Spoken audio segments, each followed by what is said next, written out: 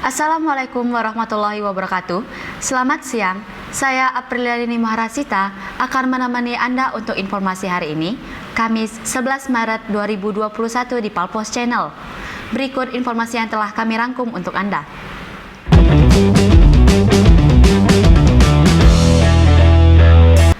Usai menjalani otopsi di Rumah Sakit M. Hasan Bayangkara, Palembang, jasad Ian Saputra yang ditemukan tewas di Desa Pulau Negara, Kecamatan Pemulutan Barat, Ogan Ilir, Minggu 7 Maret yang lalu dikebumikan pihak keluarga.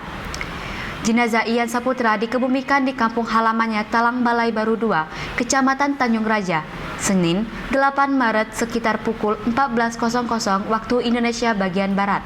Rita, kakak perempuan Ian, mengatakan pihak keluarga sangat terpukul dengan kejadian yang menimpa adik. Rita berharap pihak kepolisian segera menangkap pelaku yang membunuh adik kandungnya. Sementara itu, Kapolres Ogan Ilir AKBP Yosantio mengatakan pihaknya sedang memburu pelaku pembunuhan tersebut. Sekedar diketahui, Ian Saputra diduga menjadi korban perampokan. Jasadnya ditemukan tergeletak bersimbah darah di semak-semak Desa Pulau Negara, Kecamatan Pemulutan, Kabupaten Ogan Ilir.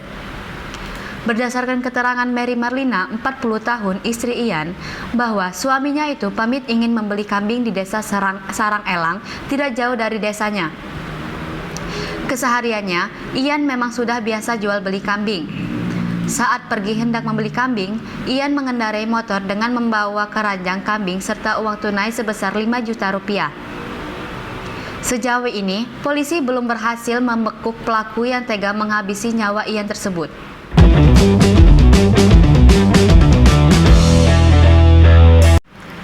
Satu unit rumah panggung di Kampung Lorong Sawah, Kecamatan Tebing Tinggi, Kabupaten 4 Lawang, habis dilahap si jago merah, Rabu 10 Maret 2021.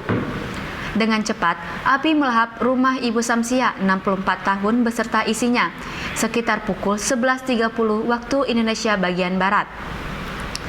Api sempat menyerempet rumah di sekitarnya.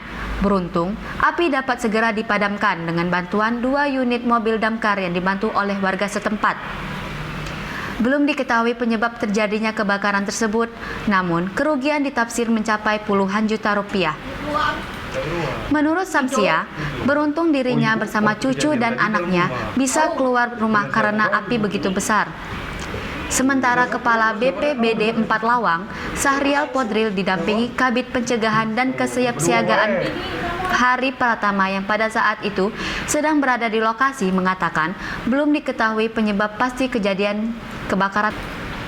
Dia mengimbau masyarakat agar selalu waspada dan tetap berhati-hati ketika hendak tidur ataupun meninggalkan rumah.